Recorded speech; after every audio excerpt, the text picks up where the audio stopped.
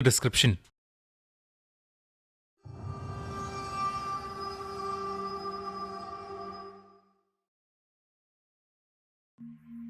पिछले एपिसोड में आपने सुना कि रॉबिन के भयानक मर्डर की खबर पूरे बैरेक टाउन में फैल जाती है।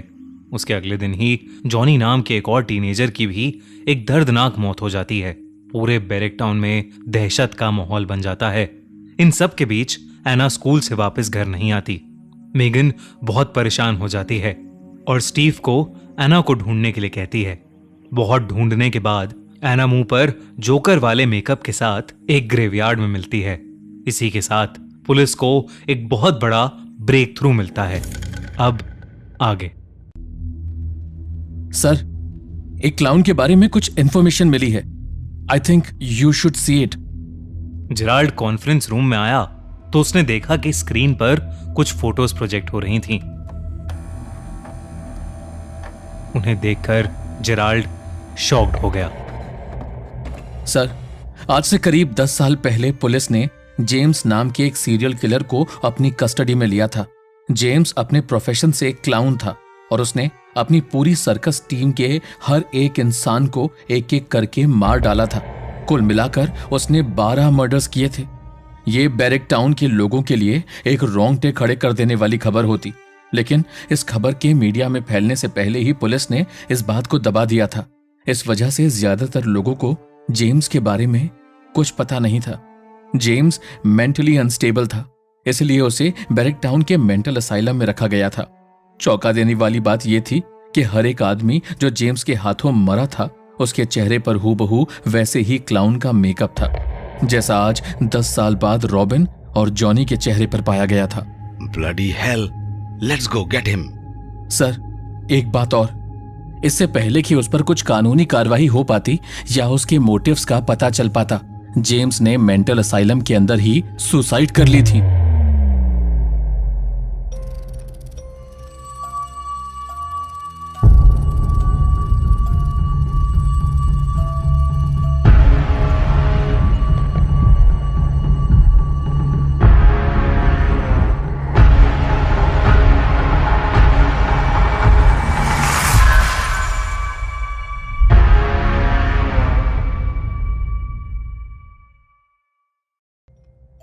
उस रात जब ऑफिसर जेराल्ड को जेम्स के बारे में पता चला तो उसके दिमाग में बस एक सवाल था कि जेम्स मर चुका था तो अब ये सब कौन कर रहा है।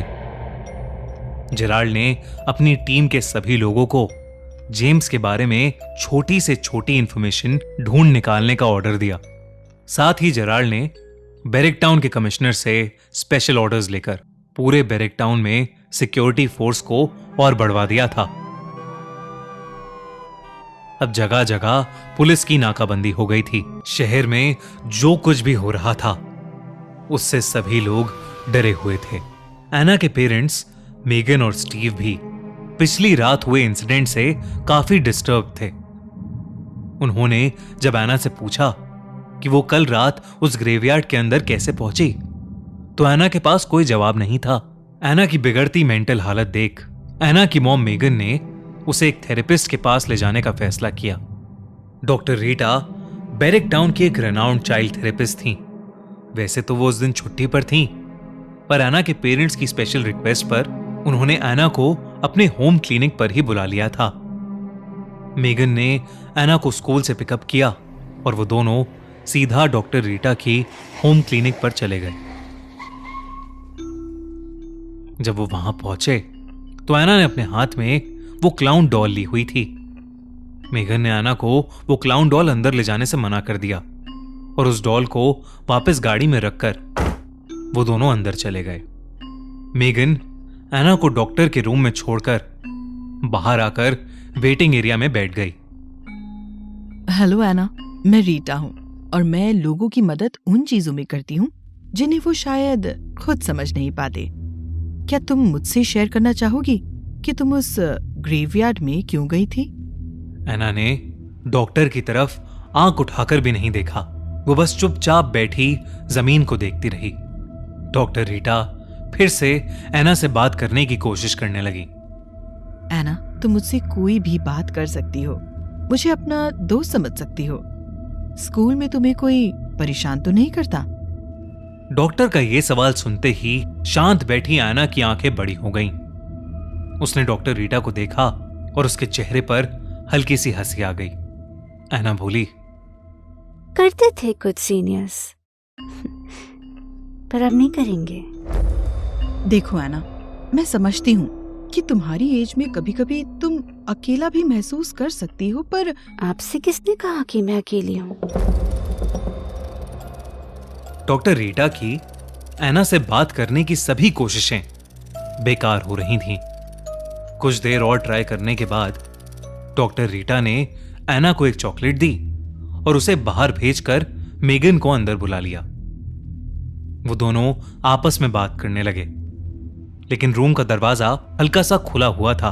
अंदर हो रही सारी बातें एना को भी सुनाई दे रही थीं। मैंने कुछ मेडिसिन प्रिस्क्राइब की हैं, बाकी डरने की कोई बात नहीं है, वो जल्दी ही ठीक हो जाएगी।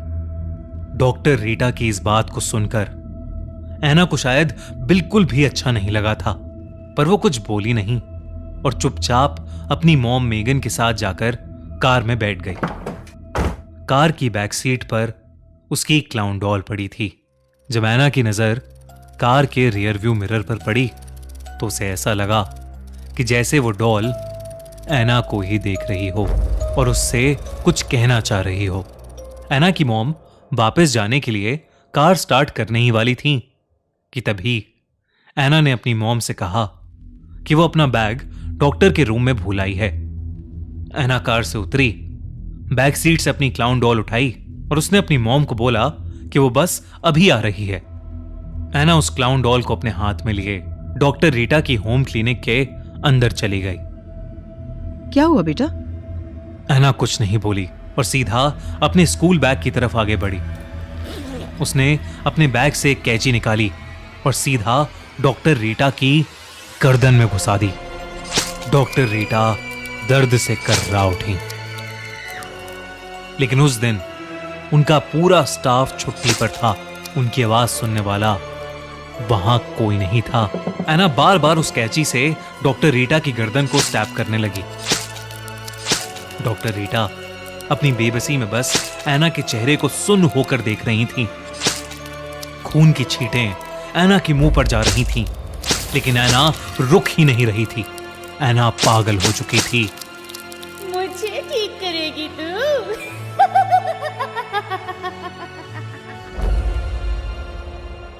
कुछ ही देर बाद एना अपना बैग अपने पीछे लटकाए और वो क्लाउन डॉल हाथों में पकड़े क्लिनिक के बाहर आई और सीधा आकर गाड़ी में बैठ गई।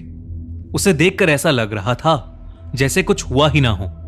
उसके चेहरे या कपड़ों पर खून की एक भी छींट नहीं थी तो बस चेहरे पर एक बड़ी सी स्माइल।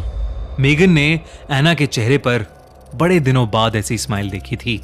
तब मेगन को लगा कि एना को थेरेपिस्ट के पास लाना शायद एक सही डिसीजन था, लेकिन वो नहीं जानती थी कि एना के हाथों अभी क्या घटा था। दूसरी तरफ ऑफिसर जेराल्ड और उनकी टीम को जेम्स के बारे में इंफॉर्मेशन तो मिल रही थी, लेकिन वो इंफॉर्मेशन किसी काम की नहीं थी। उससे कोई भी ऐसा क्लू नहीं मिल रहा था जिससे केस में आगे बढ़ा जा सके। इतना ही नहीं, वो गुब्बारे जो एकमात्र सबूत थे वो भी बैरक टाउन या बैरक टाउन के आसपास की किसी भी शॉप पर अवेलेबल नहीं थे। कोई उस तरह के गुब्बारे बेचता ही नहीं था।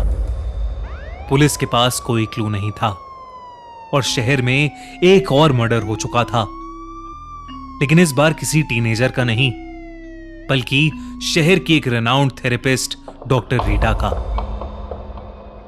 अगली सुबह जब डॉक्टर रीटा की केस फाइल ऑफिसर जेराल्ड के पास आई तो जेराल्ड ने देखा कि डॉक्टर रीटा के चेहरे पर भी सेम वैसा ही क्लाउन मेकअप है।